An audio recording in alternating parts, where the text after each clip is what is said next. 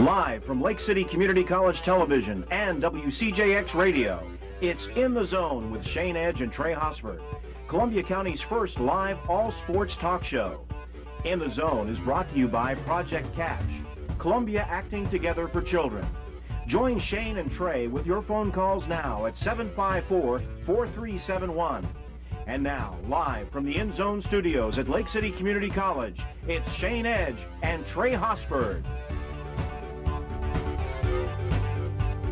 Hello and welcome everyone to the first edition of In the Zone, Columbia County's first live television and radio sports talk show. I'm Shayne Edge and this is Trey Hosford. Trey, how you doing? Doing good.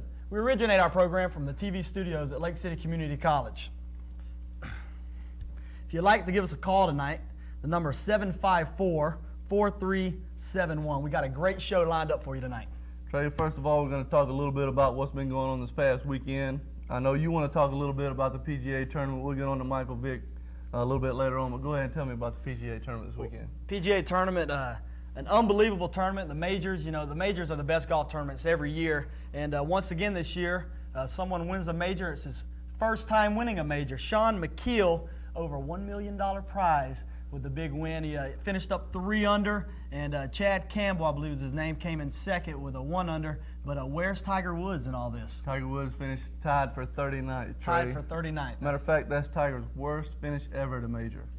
There's something else I want to tell you about Mike McKeel. He gets a lifetime pass to the PGA Championship field.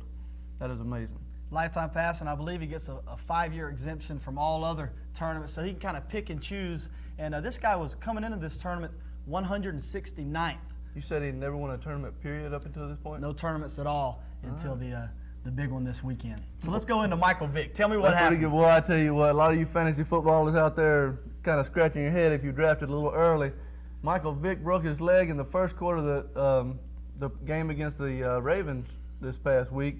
Not sure how long he's going to be out, but it is his fibula? Yeah, right fibula. It's the same exact injury that Donovan McNabb had last year, and I know all about that one.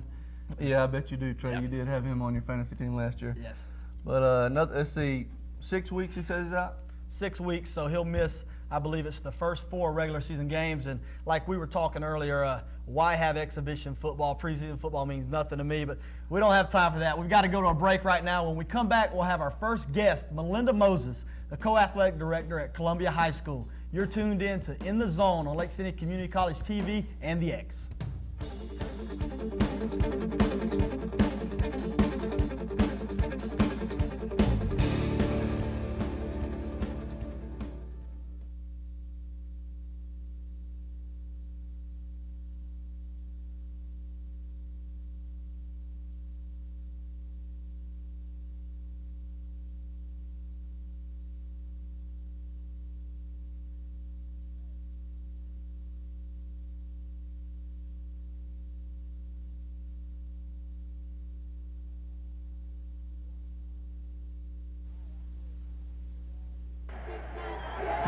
Here's the 2-1.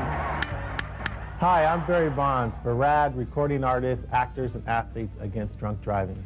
In my league, we hit home runs without a designated hitter. But if you want to get home safe, there should always be a designated driver. So when you're with someone who is drinking, take their keys. Call a cab or drive them home yourself. Because friends don't let friends drive drunk. This message brought to you by Project Catch and Safe Schools, Healthy Students.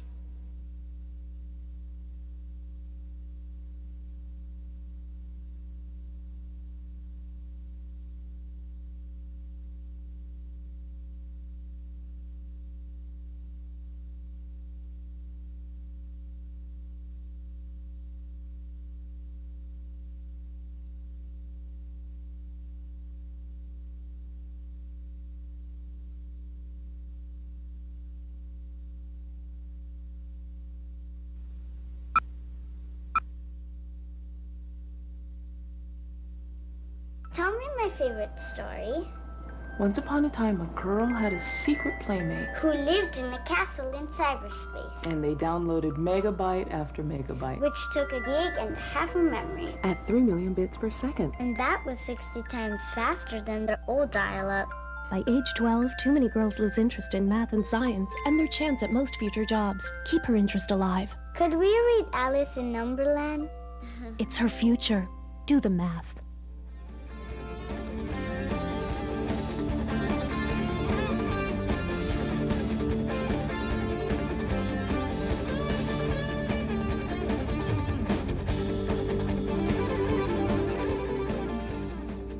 Welcome back to the In the Zone, Columbia County's first live sports talk television show. Our first guest of the night is Columbia High Athletic Director, Miss Melinda Moses. Miss Moses, welcome to the show. Thank you. We recently went out to Columbia High's practice and interviewed a couple of the players as well as Coach Green. Mike McKee did a great job, and we're going to take a look at that film right now.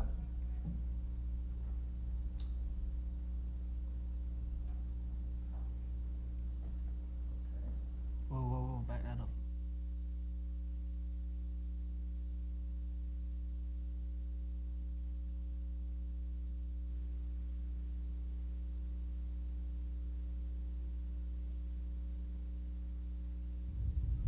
The Columbia High Tigers will try to improve on an 11-2 mark from last year with a loaded backfield, an experienced offensive line, and a new district schedule with only 2 opponents.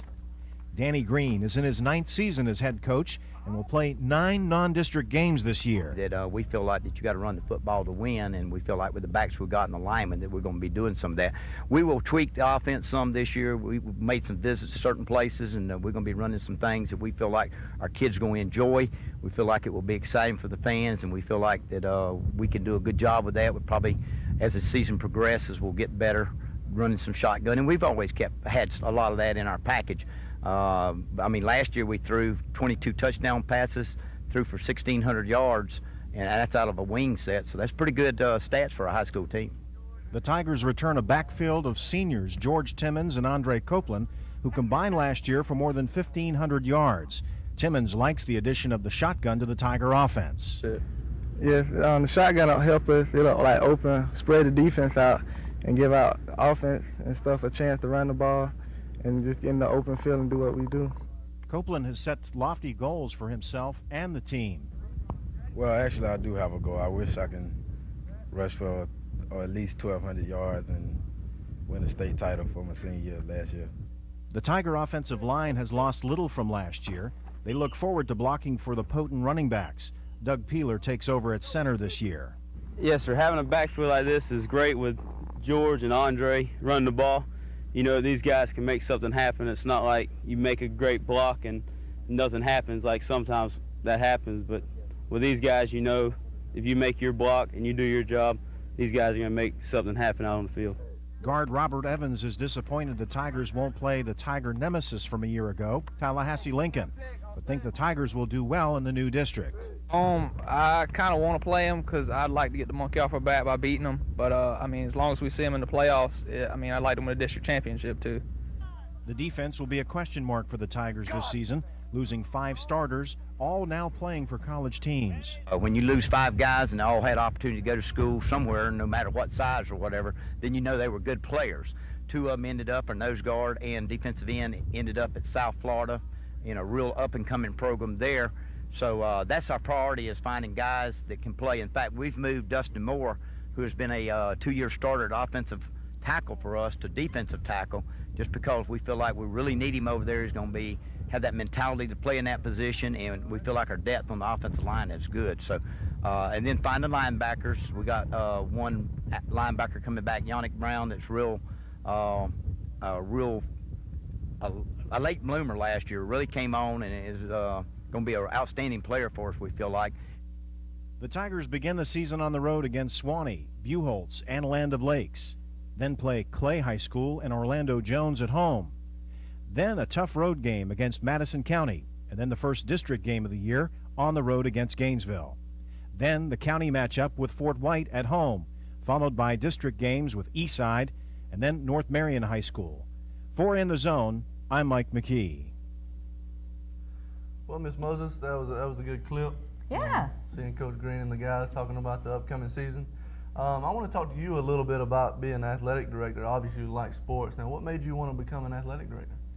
Working with guidance, I worked with a lot of the athletes and working with the recruiters, and it's just so exciting to see what athletics can do for kids, in every sport, not just going to college to play, because not everybody gets to do that, but just seeing, how it can be life-changing. Like the NCAA said, it's like a second education. Right. Well, you being a guidance counselor, you have a lot to do with these guys getting into college, and I know they all appreciate that. I want to talk a little bit about that, about some of the athletes that have been offered scholarship, or not in particular, but what all colleges have offered some of our kids? North Carolina, Syracuse, University of South Florida, University of Miami tentatively, and a lot of them are sniffing around. It's really exciting. I know we have a lot of great athletes on Columbia High School's team, but what's different this year with these athletes opposed to the previous years? Ones in the past? I mean, why are college recruiters coming to our school so much? I think because our coaching staff is, of course, a crackerjack coaching staff, but they this year they did something different. Dennis Dotson and Frank Beasley made a recruiting tape and put little vignettes of all the our stellar players, and then had a recruiting booklet with all their stats and sent that out to over 100 schools. So they knew who to look for, and it's been exciting. Well, I tell you, that's great. What's disappointing a little bit is we did lose Coach Dotson. He went up to Warner Robins, Georgia, I believe. That's where he went. But I hope we keep that trend going. Yeah. Another thing I'd like to talk about, and Trey's going to have to do a little bit of this, being the head basketball coach, is character education. Could you get into that a little bit more? Yeah. Danny Green, a year or so ago, brought in a man from I can't even remember where, but a professional guy that did this character education program for us, and we've ordered some books, and they did a program last year with character education, but we're hitting it this year again because it's so important. You can look at Baylor, college and university and see that character education is needed lots of places. Yeah, they definitely struggle a little bit with the whole Dotson-Dennehy thing going on right now. Yeah. There was another question I wanted to ask you in terms of the character education. Now, do they do that in the middle of practice, the beginning of practice, end of practice? When do they do that? It's up to the coach. Okay. I believe they're going to do it at the end of practice, but I'm not sure. They're still kind of, we haven't gotten the books yet, and they're still knocking it around. So it's still in the beginning process. Yeah, okay. yeah, All right. yeah. Now, what are some of the goals that I know the different teams have set different goals? What are some of your goals for Columbia High Sports this fall? For all our sports, not just football? All of them. Okay. Well, we want to encourage more kids to participate. We want to, widen the spectrum in sports like cross country. We've got Trevor Tyler is a new coach, is out doing cross country this year, so we want to encourage a lot more players, a lot more kids to get involved. We want to fill the stands. There is, we talk about there's nothing to do in Lake City, but every Friday night, and even the away games are close enough to go. So, that's something families can do together. You can take your kids to Tiger football. That is something I would like to see, more happen, fill the stands up in terms of football and basketball, and even come watch a cross-country race or whatever. But I know that we start, let me go ahead and give you the number, and if you want to call in, it's 754-4371. Give us a call if you want to talk to Trey Hosford, myself, or Miss Moses. You're more than welcome to give us a call. We start the season off with Live Oak, and I guess then that's 3 away games, correct? Well, we have our classic first. Okay, now who do we play? Do we know that? Ridgeview. Okay. In the classic. Ridgeview, and then we play Live Oak, and then we end up with 3 home games, right? And a game. Well, we have a first caller here. Excuse me, Miss Moses. Let's go ahead and take that call. Brian, you're on the line. Brian, can you hear me? Brian, are you with us? Brian got cold feet. All right, well, let's go ahead and just move right into something else. Right, we'll continue on with the conversation. Maybe we'll get that squared away a little bit more, or a little bit later. Oh, you're back. Brian, you with us? Brian. Hello. Hey, Brian. Brian must be shy. All right, well, we just mentioned some of the other sports, or Shayne mentioned them to yourself, and tell us a little bit. We have co-athletic directors. You're not the only athletic director. Also, William Murphy does some of the sports. How did you guys split that up last year, and are you going to stay with the same sports this year? Yeah, we're going to stay with the same sports. We just split them up kind of by facility. You know, I have the stadium, and then he has a lot of the sports that are in the gym, like basketball. Okay. Well, we want to thank Melinda Moses for being on the program tonight. Coming up next on In the Zone, brought to you by Project Catch. Thank you. We'll talk with John Wilson from Fort White High School, and we'll have a preview of the Indians for 2003. You're watching In the Zone on Lake City Community College TV and the X.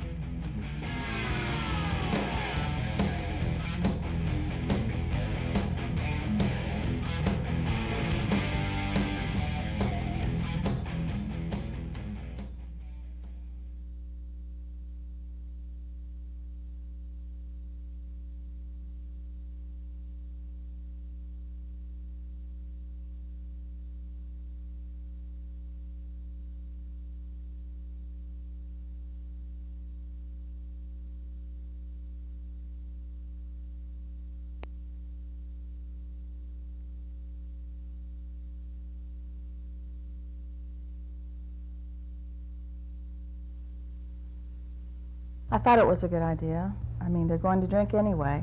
I thought it would be better if I could keep an eye on them. Greg's been over to Russ's house 1,000,000 times. I never worried about him. I've been friends with Russ's mom for years. I thought I had everyone's keys. The police said he was doing 80 when he hit the tree on Highway 47.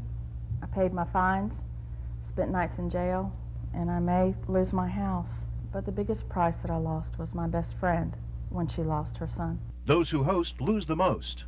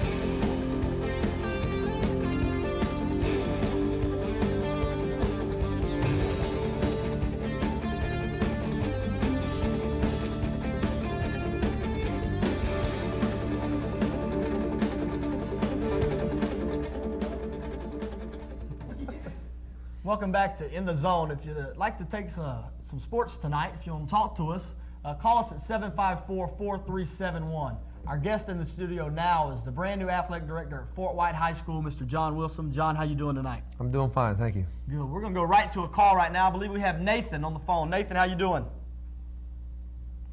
So we don't have Nathan on the phone. I'll tell you, last week we had a chance to go out to Fort White and watch a little bit of the practice, and Kerry Hagler has that story, and we'll go to that footage right now.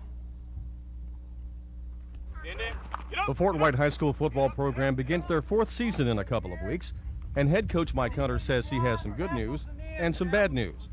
The good news is an offense with several experienced seniors starting.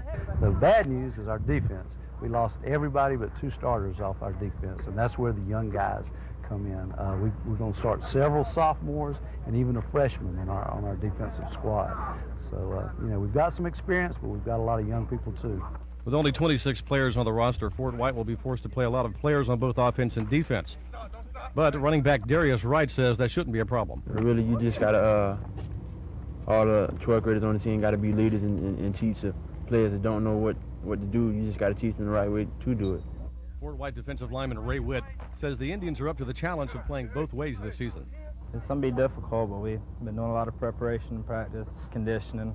I think we're getting ready for the task. We'll be ready by first game, so it's a hard task, but we're going to have to overcome it. The past couple of seasons, the Indians have played in a district with a private school, Bowles of Jacksonville. But this season, Bowles is out, and Fort White is in a newly configured district that Coach Hunter says will be a better fit for the Indians. It definitely gives us a better shot, because before it was like all the teams were playing for second place. Now we've got a good, I feel like a balanced district. Right now, Dixie County is probably the top of the district, and all the other teams are you know, real competitive. And so I feel like that we're all public schools, and we're going to all go through our cycles, so everybody has a pretty even chance. One thing the players and the coaches at Fort White High School can agree on is the fact that this year the tough game won't be the bowl school like it was last year, but this season it'll be Columbia High School. All the players on the Indians team, including offensive lineman James Crenshaw, say they're looking forward to the big matchup with the Tigers on October 24th. It's going to be crazy.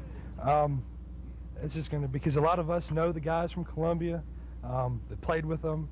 I personally haven't, but I know a lot of people up there. And it's just going to be a real fun game because it's not a district game, so it's not going to be too much stress. But I think that it's going to be a real exciting, hard-hitting, fun game. I really do. Fort White begins their season September the 5th with a home game against Taylor County, then 3 consecutive road games. September the 12th at Baker County, September 19th at Williston, and September 26th at FSU High in Tallahassee. The Indians return home October 3rd to host district opponent Dixie County, then another home game October 10th against Hamilton County. The Indians are on the road again October 17th against Newberry, October the 24th in Lake City against Columbia High. Fort White ends the season with 2 consecutive home games, October 31st against Union County and November the 7th versus Santa Fe High School. With the Fort White Indian football team, this is Kerry Hegler for In the Zone. Well, Coach Wilson, you're getting ready to start your first year, or you've already started your first year as the athletic director. What's going on at Fort White right now as far as sports go? Well, we're just trying to prepare for the upcoming season of football. Everything is headed in the right direction. We've got Jamboree coming up. We're not going to play a classic this year, but we've got a Jamboree coming up. Going down to Dixie County, we're going to take on Dunellen in the first quarter, starting at 7 o'clock, and then we'll finish up the Jamboree down there, and then come back and get ready for our first game with a tough team from Perry County. Okay, well, this is your first year as athletic director, but you were at the school last year, I believe.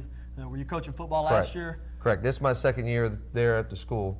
I was hired on last year to work with the running backs and work with the rest of the coaching staff.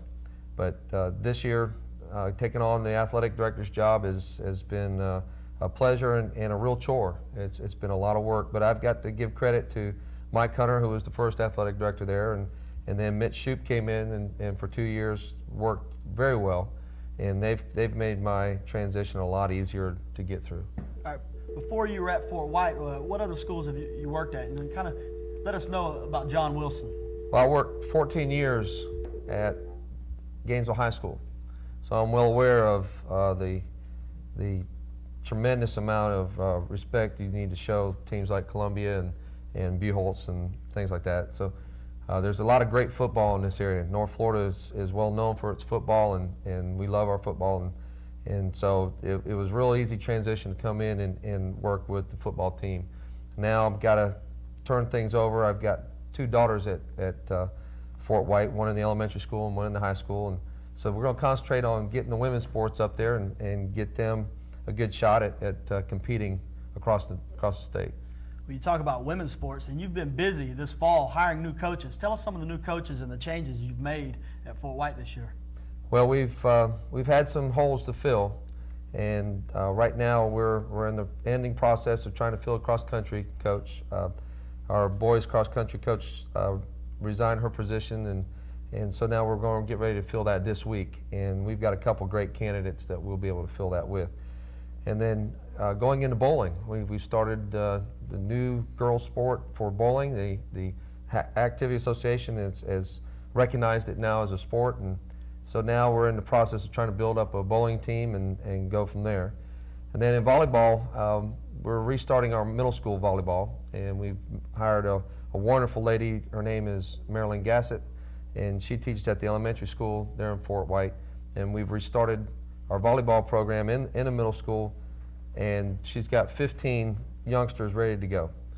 But we're looking forward to everything working out and being as competitive as it was last year. We had a district championship in volleyball last year, and we want to continue that. Well, that's exciting. And let's go ahead and talk a little football. I know this year there's been some changes all over the state as far as classifications, and Fort White is going to be in the Class 2B, which gets rid of bowls and Correct. kind of makes it a level ball field. And you guys are going to have to face Dixie County, Union County, and Williston in an exciting district. And I believe Dixie County is probably the team to beat in that district. Right now, Dixie coming back from last year, they had a wonderful season, and Dixie County probably is the favorite going in. But hopefully, one of us that's in there, it's a 6-team district, and we'll be able. One of us might be able to unseat them. But they were district champs last year. Had a tough foe to play in the first round last year, South Sumter. But Dixie is everything that everyone's saying they are. Well, John, we really appreciate you spending time with us. We're going to have to take a break right now, and when we get back, we'll put a wrap on the first show, and you're tuned in to In the Zone at the Lake City Community College TV and the X.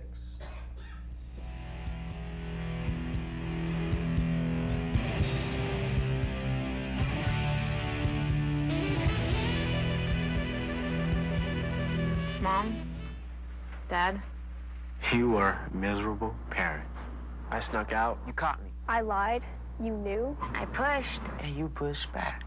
Invaded my privacy. My privacy. I hated it. I hated you. Why couldn't you leave me alone? Just leave me alone. I thought you were the worst parents in the I world. thought you were the worst parents in the world. Thanks.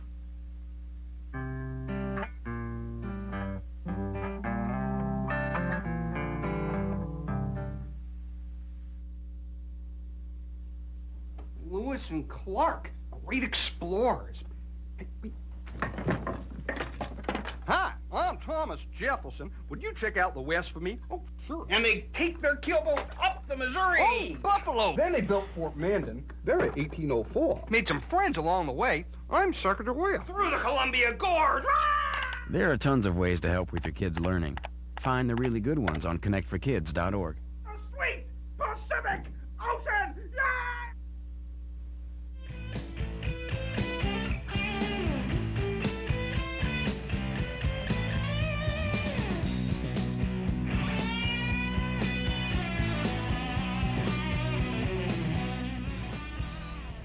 We're back. Our first show is almost in the can, Shane, but we got a call. I believe Brian's on the phone. Brian, are you with us? Brian, did you call us back?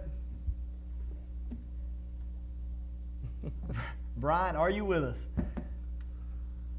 Hello? Hello, go ahead, Brian.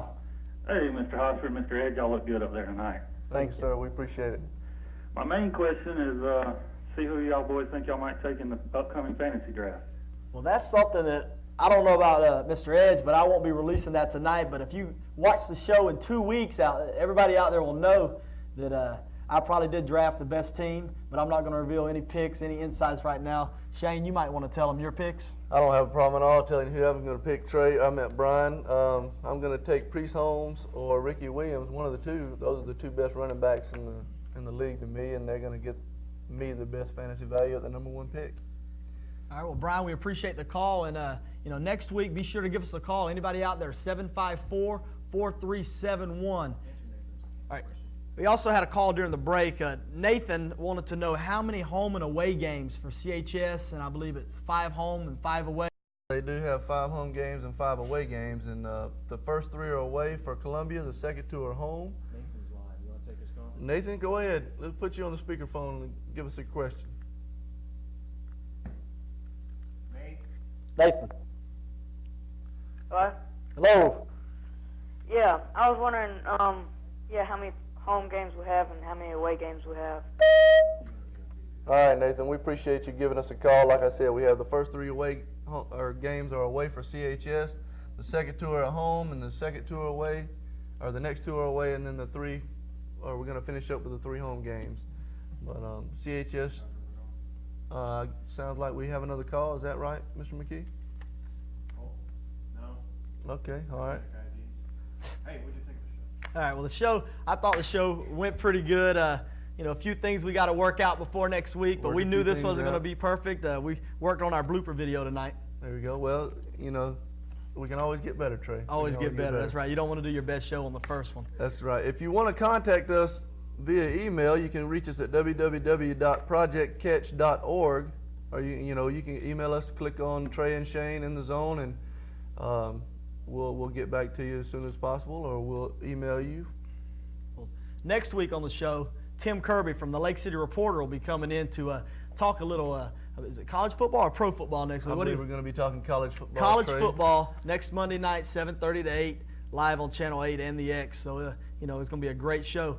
We want to thank our sponsors, Etheridge Furniture, for the set, the nice chairs and table, and Brian Dix. This is nice, and then Brian Dix did all the jerseys. All the jerseys, and we have a nice in the zone deal there. That's pretty nice. Brian, best sporting goods store in town. Don't forget it. You can get all your Little League football stuff there. Or baseball, or soccer. Whatever it takes, Brian Dix will get it for you. I guess we're out of time, and we'll talk to you next week in the zone. I do want to say happy belated birthday to Brock Edge. He's 4 years old yesterday.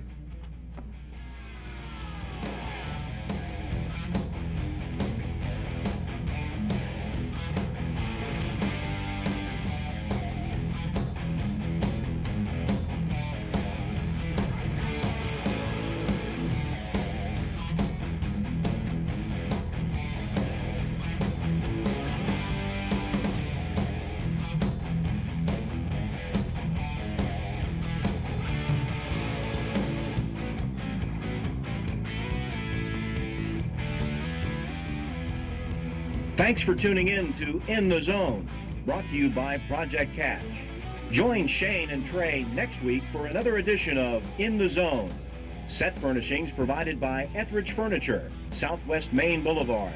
Set decorations provided by Bryant Sports, Highway 90 West.